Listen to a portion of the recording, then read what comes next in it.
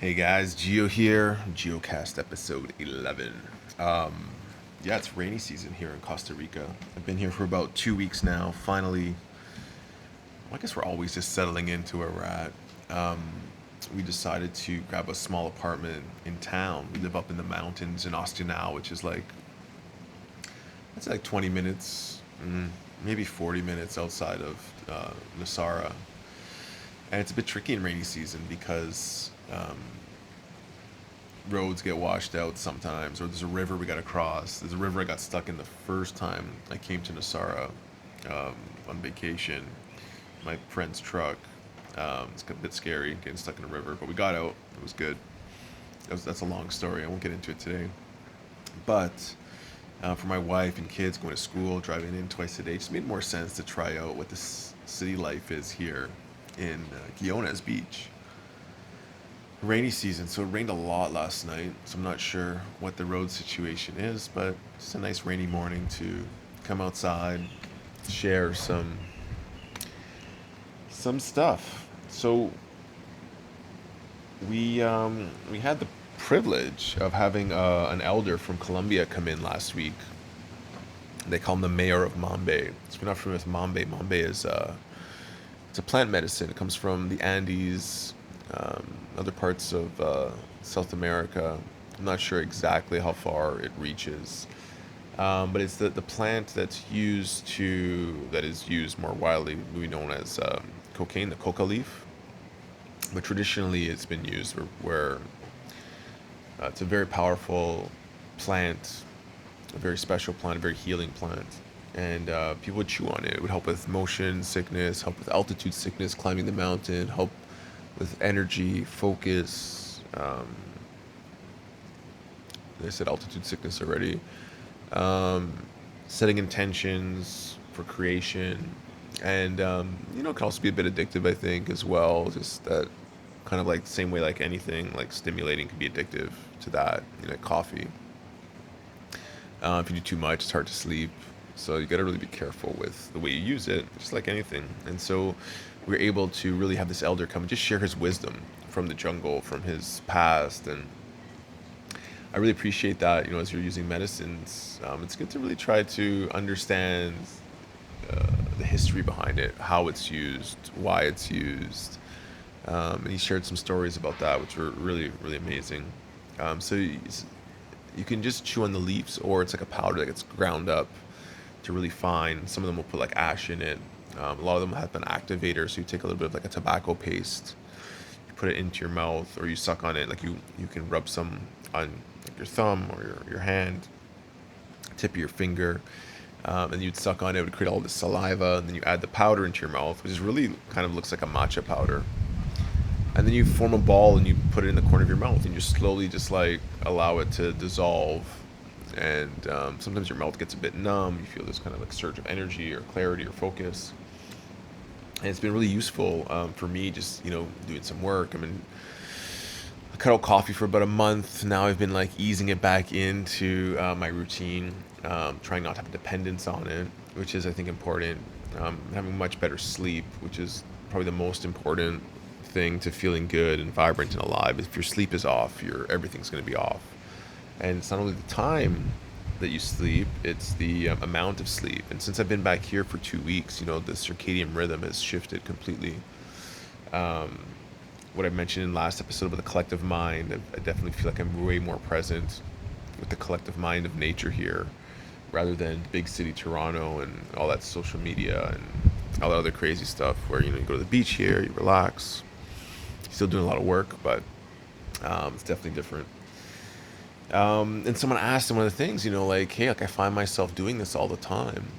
I find myself doing this all the time. Is that okay? Because when I like something, I really dive into it.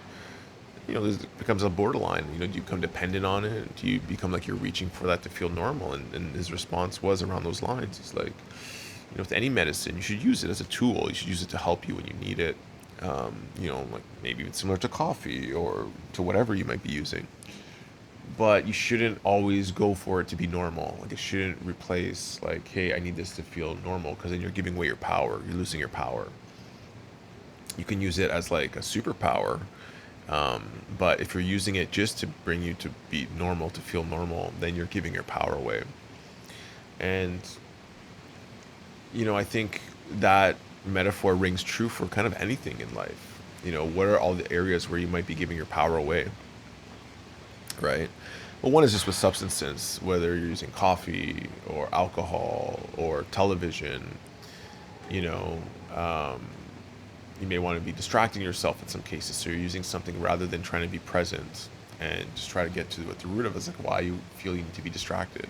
Because maybe you don't want to process your emotions or deal with stress or um, all of those things, which are typically there for you, when you're ready to kind of work with them. And everything in our life is kind of perfect the way it is. Although it may not feel like that at times, it's all happening for you, this experience. And I always mention this, I feel like, there's some astrological Pluto return that's happening now. I think the last time it happened was 1776 when America was formed. And it's about like the great revealing, about like the shadow coming to the surface, about stirring things up. We have a Mercury retrograde going on right now, which also seems to stir things up and present challenges. But I think where humanity is going, I strongly believe and feel like we're in a transition now from a very dark period that was full of like a lot of deceit, deception, greed, um, maybe a very masculine or very kind of like left brain analytical. And I think we're moving more into the heart now. But in order to get there, we got to kind of find that balance, which brings everything to the surface to kind of be acknowledged, addressed. Some people are not going to like it. It's going to be very challenging for most people. But I think ultimately it's what needs to happen here. And as we go through it in our personal lives, we may notice at a bigger level as well. And that's why I think it's so important to be doing the work. And when I say the work, it's nothing specific that I'm talking about. It's the work that is relevant to you. Things you feel you need to change, or when you feel something doesn't feel right. Like the work is starting with trying to figure out what that is for you. A lot of it goes back with our personal experiences in childhood and the things we've seen and heard and had modeled to us, things we pick up through the environment, belief systems. I'm just really open to a lot of these crazy conspiracy theories because I find them interesting. Like to see, like, hey, could that even be possible? Um, a lot of them, people send me stuff about like flat Earth, and at first, again, it's just this is completely crazy. But when you try to really listen to some of their arguments and you try to open your mind to possibility, it's like, oh, what if that was possible? Um, or like Tartaria. Some people have been sharing this like civilization that kind of got wiped out of history. It's like, why? And these different types of buildings and the mud flood theories and all kinds of crazy stuff. Um, and it's like, a fish in a fishbowl can't comprehend the ocean if it's in this fishbowl the entire time. So what if humanity is like encapsulated in some sort of like fishbowl where once we reach a certain level of consciousness, then we are allowed to open to what's beyond that. Um, and maybe that could be physical, maybe it could be energetic, and maybe our time here is just for that kind of opportunity to grow. And when we die, we move somewhere else. So who knows? Anyways, getting really esoteric here. But going back to personal power, even setting boundaries. I had a conversation with my partners, and super amazing person, super smart, done a lot of work, but still challenges that come up with boundaries within relationships that sometimes need to be challenged or need to be set because it's best for both parties. It's best for both people. And it always feels uncomfortable or scary to want to do that, but always when you do, in the long run, it usually has a beneficial outcome for both people. New awarenesses, new growth, new understanding. Sometimes there's a miscommunication from the beginning. Sometimes your perception of the world may be blurred or unclear or incorrect. Um, and incorrect perception is kind of an interesting concept because perception is just the way you see it. So that's your view. Um, but you can also always change your perception to something that may be more right. I don't even know if that even makes sense either. More right. Perception is perception. Truth is truth. people will argue about what's right and wrong based on their perception of the world. And there are universal truths that we can all adhere to. But I think what's most important is trying to really understand the other person's point of view. And that's what I've been working on a lot. And trying to get them to understand your point of view. Try to switch the roles or reverse. Try to understand why someone would do what they do, or why someone may have an intention to lie, or why the government would do something, or a big company. So, or why they wouldn't. We expect things should be a certain way. Like here in Nosara in Costa Rica, as these cities grow, it brings in more theft, brings in workers from Nicaragua who are very poor, probably getting paid nothing, and they go and steal cell phones and break into people's apartments. And it's a problem. And it's not a problem people share on Instagram. People wouldn't know that. They see your Instagram life in Costa Rica, they think it's perfect. There's sanitation issues. The water levels here are not great all the time. Actually, most of the time they're not good, especially in rainy season, because the infrastructure is not there for sanitation. That was old septic systems. Huge rains come in, they're not built properly, they leak into the rivers and they get into the ocean, and then you can't swim in the water, or you can swim at your own risk. Roads are not perfect, and the assumption is, hey, someone should be taking care of that. Well, who? That's my assumption. Probably other people's as well, but it takes a lot of intention to sort of create that. It takes a lot of intention to kind of figure things out and try to find something that works for everyone. And their perception is like, hey, like, you have all this money, you're coming in here, we're treated like crap, so I'm going to steal a cell phone because I have nothing, and you have the means to buy 20 of them. I probably wouldn't agree with that, but how do we help that?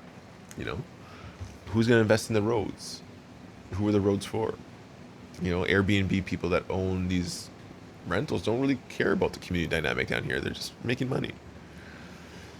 So it's just something to consider, and you want to see where it shows up in your life, and maybe ways that you can kind of help to be part of the solution rather than complain about the problem or expect, or through your perception, want things to be a certain way. And just from that, expectations, I think, is what cause people to suffer the most. Their friend was mentioning how at a men's circle, they didn't like it because people weren't receiving their point of view. And I tried to share an insight that I had before, where maybe you have an expectation of wanting to be right or wanting to get acknowledged, but if you're really just trying to share, then there should be no expectation of what you're going to receive from it. It should be just trying to share your truth, and however it lands, it lands. And most likely, if you're challenging someone's perspective, they're probably not going to admit it in that moment that, hey, you're right, I'm wrong, or whatever. But you could plant a seed that will then grow, maybe spark some doubt, or inquisition or curiosity about looking at the way they do things. And that's kind of the same with unconditional love, or unconditional sharing, or unconditional truth, which is like, you shouldn't be doing it to get a response or an acknowledgement or anything at all, really. It should be because you just want to share it because that's what you believe is right, and you can stand behind it. And obviously it doesn't mean to agree with everything either. Some people, I love having people that challenge things. You don't want an echo chamber where everyone's saying the same thing, right? So in that case, that my friend would not go back there, and I'd say, well, that's probably not the best for them nor the best for you, because there's something to learn on both sides of that, the giver, the receiver, and just to see like where the growth can be found. And I've been there many times before, where you want a certain response, and that's based on an expectation, and through our expectations where we usually suffer the most, because we want things to be a certain way, and we can't surrender to it being perfect the way it is, and not trying to assume what the outcome of anything should be.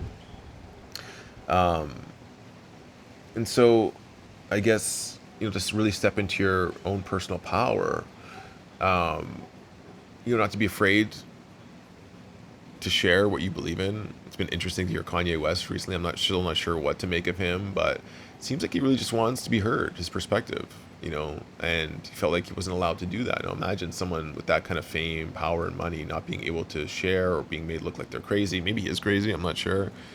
But a lot of times when I have a specific viewpoint, I feel fear because I don't want to get canceled, or afraid of judgment, or maybe being heard the wrong way. Because people who know me know who I am. But people that don't know me, am I afraid what they're going to think? And can I just speak openly? I think stepping to your personal power is being able to articulate how you feel without judgment, without ego, maybe just posing it as a belief or perception. And I think people should be more open to receiving other people's perspectives, not necessarily making them their own, but just being able to receive the awareness of what someone else might be perceiving. And just to be okay, like that's how people look at it. And every culture around the world looks at the world differently. You know, people in the jungle that have, never seen a computer, or people that have grown up in China or Iran or somewhere else, just their whole lens is different than yours. And you'll never be able to understand the way they see the world. Even people who grew up with you, everyone has this different perception of what is what, you know, how things went down the whole last 2 years, their own fears, and things that they worry about that keep them up at night. But I think coming into your own power is really thinking about where you stand on things, feeling into it, being open to sort of ask questions and share opinions inquisitively without being absolute. Because we don't know the truth, especially nowadays. There's so much information, misinformation, disinformation, stories that happen. And I think our whole history is full of that. I think anyone who's won a war can shift that narrative and that history. I think the media is doing it ongoing. All these stories. And I think it's a rebalancing coming back into truth. That's what I hope it is, anyways. And ultimately, I think it's just getting clear. Even for me, like coming down here again, it's always an adjustment. I guess you might hear the construction in the background. It's already starting on Sunday morning. It's like, hey, we had this vision of Costa Rica. We came down when things were crazy in Canada. We spent a season. Now it's like, okay, here's all the things that went well. Here's all the things that didn't go well. And you can focus on all the challenges. Or you can start really embodying, what do I really want my life to look like? How do I want to feel each day? And when I started focusing on that, this apartment showed up in town. So we got to see out what it's like to be in town. And other opportunities are coming up daily. We're focusing on solutions. We're focusing on manifesting that life that you really want. And the same things happens in the companies I'm involved in. Problems come up and you can really focus on the negative outcome and all the implications that it might make. But it's like, okay, like if we had to resolve this in the perfect way, what would that feel like? What would that solution be? Someone quits. It's like the media's like, oh, how are we going to recover them? It's okay. Like that next person coming in, we want to really attract the best possible person that's going to upgrade the situation rather than worry about, the chaos that may ensue if, one of your top employees leaves or something like that, or like, who knows? So I've been really trying to focus on, again, I keep mentioning this, the creative visioning process. We have one on elementalrhythm.com. And just really getting clear on the areas of your life, how you want to show up, how you want it to feel. And then you'll see the opportunities start to present themselves in front of you as you go through it. That's all the ramble I have for today. Thank you guys for listening. I love to hear any comments, feedback, insights you might have, any way you relate to that. I think now in the days we live in, it's really important to really work on opening your heart, but still setting boundaries and staying in your truth. So not letting people walk all over you, but just coming from a place of compassion and understanding, but also strength and power at the same time. And if you want to become a breathwork facilitator and learn more about the power of the breath for unlocking a lot of these things in your mind and your heart, please reach out. Also, Elemental Geo on Instagram. You can follow me, connect there. I'd love to connect with you guys. And if you like these, and there's someone that you think may get something out of it, share it. And if you have a question that you want me to share my opinion on or my own personal experience, I'd love to hear from you guys. So a wonderful day. Geo signing off. Love you guys. Peace.